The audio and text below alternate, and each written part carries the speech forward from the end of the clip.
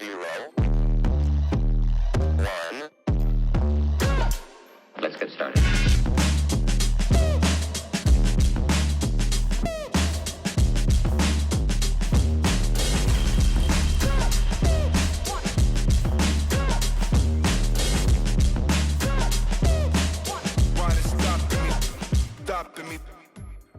Hi everyone, welcome back to Locked and Pretty Podcast. Thank you for subscribing and watch my channel.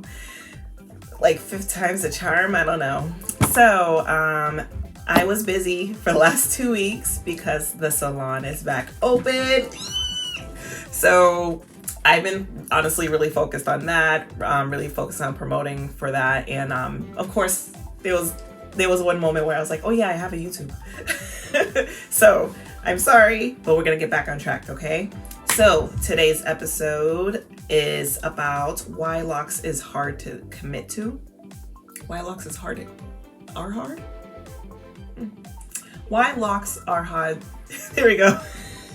Yeah, I haven't eaten yet. Okay, so yes, why locs are hard to commit to. So I had put a forum up in one of the lock Facebook groups, and there was a lot of answers, so I'm just going to read a few because it was a very good conversation, perfect for our lock talk today. And then you will see, because I think a lot of questions can be answered today, so that's what I'm going to be doing on people's opinions or the facts that happened to them. So I'm just going to put my input and you just decide if it is hard to commit to or not. So one person said, girl, this journey ain't easy. Some days I'm like, oh, my locks. And other days I'm like, ew, my locks. The journey ain't for the weak-hearted. All right, so that's totally understandable because whenever I don't have my hair done, I'm like, ugh. And when I do have my hair done, I'm like, So it's definitely, I would say it's part of self-love and a part of self-confidence. But I think that's the beginning starter phase because, you deal with frizz, you can't see your parts. You deal with a lot in the starter lock phase. But once you hit here where you don't care if it's done, that's ultimate level self-confidence and you don't even have to deal with ew or ooh. When you get your hair done, you're like, okay, I forgot I had, such crisp locks. So that's definitely a great opinion. And it definitely depends on who you are and how you like your hair to be done. This one said, I had a breakdown one day earlier in my journey. I was crying because I missed my afro. I'm good now. I only wore the afro maybe twice a year. I'm glad I'll be stuck with it. It'll be 3 years in November. So this person is obviously dramatic because she only had her afro twice a year. I don't know how long. Maybe it was 6 months out, 6 months in. I don't know how she was doing it, but that was very dramatic. But as you can see, she's 3 years in and she loves it. She don't miss the afro. She don't miss all that work. Said, I'm having withdrawals. And it's starting. And it's just starting. I was fine, but I'm entering in month 4. I want to comb and brush my hair. This is hilarious because I feel like my clients have never said that. So obviously the person who has done her hair, I don't know if it was loctician or someone who learned, but they haven't boosted her up about anything. They haven't been like, you don't miss this brush, you don't miss this comb. They didn't give her alternatives of why she should have chose locks. But she's only a month 4. You're a baby. You'll be all right. Just wait and just a few more months. This person said, transitioning is over expensive. Not everyone has disposable money. People should be able to make sound and informed decisions on their hair before committing without pressure. This is a sister lock and micro lock group that I'm a part of. Not traditional locks. Sometimes they come in, but not the majority. You are supposed to make sound judgment and make sure you have the money to fund your hairstyle. This is that type of commitment on the money side, but this is also commitment to yourself. So you have to make sure that this is for you, not based on, there's a trend or you're trying to look good for somebody else, because a lot of people end up going with the trends and end up cutting off their locks because they're not with that person anymore. So an example is like that. But other than that, yeah, you are supposed to make an informed decision, but you have to your loctician, I'm blaming locticians, has to let you know that too. So when I do sister lock and micro lock consultations, I let them know each appointment is this much.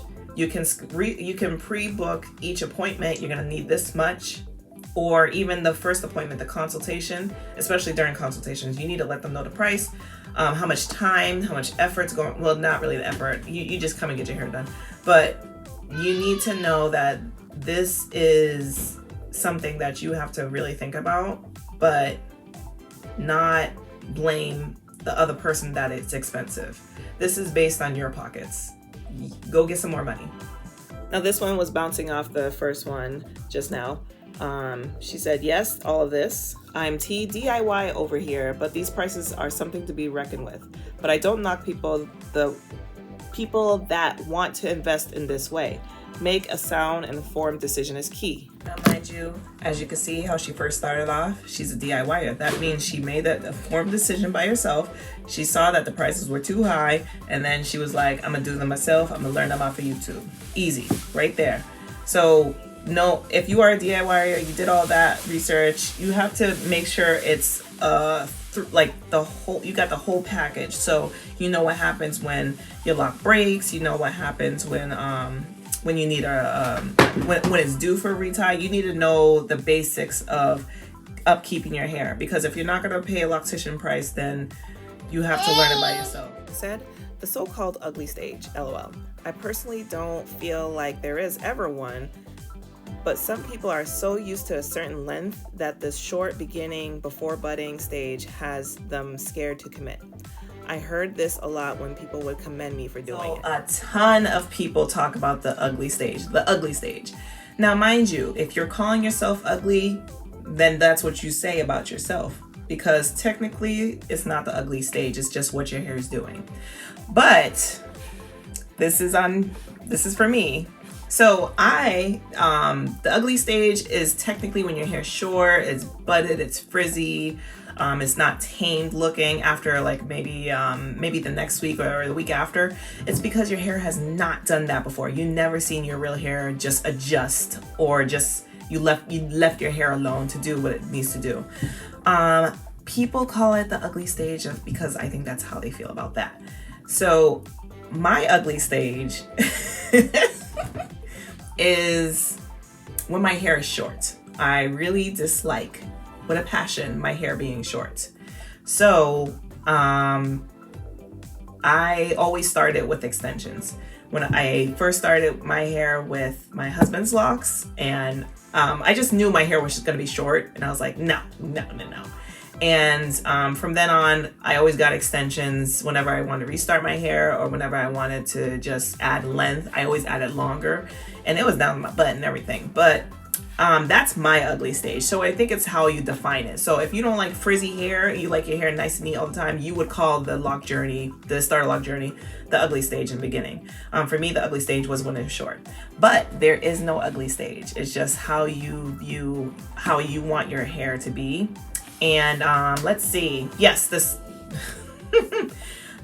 she mentioned that before the budding stage. That's just what the locks do. Like, that's not really ugly. It's just forming into the size that it wants to be. And I think that's what she says. That I heard that's what a lot of people would commend me for doing. Yeah, and that's why a majority of the older lock community who started the ugly stage, they really dislike the new community like us who start with lock extensions. So I will show you my lock extensions. I'm not even done.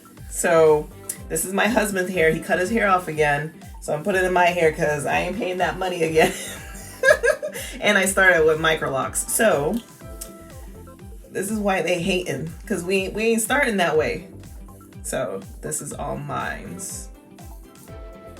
That's why you see me wearing these crazy ponytails. I don't even like ponytails like that. But yeah, I do styles with it and no one ever knows. So yeah, can you even tell? And it's really randomly full. I have 234 locks, guys. And God, it's gonna be a long time. I started this in July and I've been making 1 or 2 a day. These take a long time to make. See, look at the back of my head. Yeah, so that's my ugly stage. Yeah. I don't want short locks. I don't care. This one says, I was one of those that didn't even like locks a lot. Then my daughter got them 2 years ago and they're pretty. And she's always dressed and ready before us. So I researched for almost a year and jumped on the bandwagon. Like this. She said I was one of those people that didn't even like locks a lot. So yes, majority of people didn't even consider that locks was going to be their thing. It's hilarious. Neither did I, but once I found out, I was like, I was in it. No more weaves, braids, no more changing my hair, no more spending money, no more going to the salon, no more doing any of that extra things, minus, you know, getting your hair retwisted or retied. That don't count. But just there's so much more horror stories with other hairstyles, and locks is just down here with the horror stories. She said that her daughter got them 2 years ago, and she's always, let's split this. She's always, she got them 2 years ago, and they are pretty. So, majority of the people, once you get locks, people will start to notice you more because you're different. You're outside the box. You're just, people are going to gravitate towards you. They're going to try to touch you. They're going to try to ask you questions. They're going to stop you and be like, you're cute. And all you got to do is like, be like, yeah. So yeah, that's your new life now once you commit. Let's see. She's always dressed and ready before us. Yes, that is true. I used to have a lovely middle part that I used to put over my weaves, and I used to flat iron, and mind you, my hair did not work with anything. So I used to flat iron my hair so much. I got excessive heat damage, but I thought that was cool back then because, you know, I matched the weave.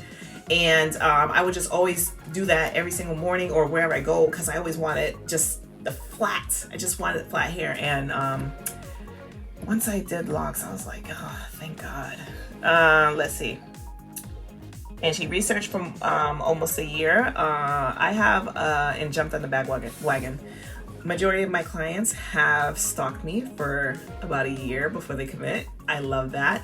If you are not stalking me, I didn't do my job right. And I love that. So yes, you did your research and then you decided to come to the lock side. Good job. This one's a long one. I've always thought of locks as a permanent style. I only recently learned they could be combed out. I went natural in 2012 with a big chop and I just wanted to learn my hair. I've been doing my hair on my own, so there were some styles I wanted to try and learn. Although sister locks came out in 1993, I don't think they were as popular as they and micro locks have been over the past 10 years. Now I'm ready for sister locks because I learned of this versatility with styling outside of getting a silk press. I'm nervous about the maintenance. Okay, so let's dissect her answer. She always thought locks was a permanent style. She only recently learned about that they could be combed out. Yes, they definitely can. Just know my locks are kind of, this is only from the top, so when I do the back it'll be a little bit longer. So when you comb out your hair, you'll probably, it's all the way down here, but it would be probably to here that you're gonna lose a lot of hair. Just know that it's a lot of dead hair. Sister locks came out in 1993. I don't think they were as popular as they and micro locks have been in the past 10 years. I definitely agree. I knew about the sister locks, but I just knew they existed a long time ago, but I was not part of anything. And I think once I started my journey of being a master loctician, I wanted to know everything about locks. And then I learned about sister locks and I was like, oh, I'm getting my certification. Yep. So, yeah, they haven't been, all locks haven't been as popular, but I think a lot of people are going more to the micro lock side because you could people are doing micro locks with the 2-strand. With the sister locks, it's more like the interlocking method. So it's a little bit harder to comb out if you decide you don't want it no more. But majority of people keep them. They're the best style. I like it. That's why I changed, because I did want more versatility and I wanted to start working on keeping my hair neat so I don't look a hot mess whenever I'm in my videos. But yeah, let's see. She's ready for sister locks, and because she knows of the versatility of styling. She's nervous about the maintenance. So the maintenance for sister locks. Let's see. let's see. All we have to do is make sure your hair is moisturized majority of the time. The sister lock community, they don't want you to talk about it. They want to be kept secret for everything. Like, okay, it's hair, but mainly keeping your hair moisturized. They do it with just water. I have the things that I do, which is not just one more step, and just keeping with your appointments. That's how your hair will thrive. A lot of people think that, okay, I could just miss this appointment, or I could just come every whenever I get my paycheck, whenever something inconvenience happen where you're not on track with your sister lock or micro lock or just traditional lock journey. Your hair is not, your hair responds to that, especially with locks. You can lose a whole lock just randomly. It's not fun. I haven't lost a lock like that, but my locks have been weak only because I don't take care of them. And I'm gonna take care of these, okay? This is a lot. What can we learn from this? Is locks hard to commit to, or is it not? Personally, I don't think locks is hard to commit to. The reasons: you're not paying for more hair, you're not paying for other people's hair, you're not getting a rash, you're not late because you have to style your hair, you are, committing to yourself, especially being patient with yourself. You telling people that know you, who they keep on asking about your locks. You're just spreading like good wisdom and joy, because this is such a nonchalant hairstyle if you do it right, that there's like no problems. Your hair just grows. Like, is that really a problem? Let's see. I mean, there's a few problems. Like my cat, like, here's this cat. She don't even shed that much, but you're gonna have a cat hair in your locks. That's about it if you have pets, and I have 2 of them. Oh, so cute. Okay, so let's see what else. In my opinion, locticians are making it more expensive because we have learned that this can fund a lifestyle. There's literally people retwisting for $40. Do you really think I want to retwist your hair for $40? No. I'm going to fund my lifestyle with the skills that I'm producing and making a service for you. So your retwist is $90 plus tax. And I just would warn you about the trends. People are doing so much trends that are destroying locks. People who don't know how to do locks are destroying locks. So that's gonna be a whole other video, because I have so many horror stories, and I'm like the maintenance queen, so I fix locks more than style them. Oh God. Let's see. And I just feel like the last thing with locks in general, there's more to cover. There's probably like a whole other video too. But once you come to the lock side, it's just your life is just gonna renew into something that you never thought it would be before. I have changed my personality. I've changed how I think, how I talk, just based on just not having the focus on my hair as much, but also committing to my self-love that I gotta give myself. Let's see, anything else? Yeah, I don't think locks is hard to commit to. I mean, unless you want to continue doing braids over your locks, pulling your hair, having to maintain them, then eventually combing it out so that you go back to frying your hair and complaining that you're going to get a silk press. Why is a silk press $320? I don't know what you want. So either commit to it or don't. Don't follow trend. Make sound judgment, and make sure you're doing this for you and not for another person, or because it looks cute. Yeah, it looks cute. But yeah, it's not hard to commit to. I don't think so. You can choose if you want to. Okay. The next video is going to be about lock installs, different lock installs that you can do for your start a lock journey. I mean, I'm pretty sure a lot of people know about it, but let's talk in depth about it, okay? We're going to talk about all the different lock installs for the next video. So I will see you next Wednesday for our lock talk, and on Sunday for our consultation video client update, and see what you can see what I did with her hair. Looks so good. Okay, if you have any more questions, hop on a chat, leave me a message. You can follow my IG, TikTok, all those fun videos. I kind of put them on here too. But if you have any questions, definitely let me know. And I can't wait to give y'all a tour of the Locked and Pretty when it's all said and done. Like, I haven't moved everything in there yet, but it will be done soon. So I will talk to you in the next video. Bye.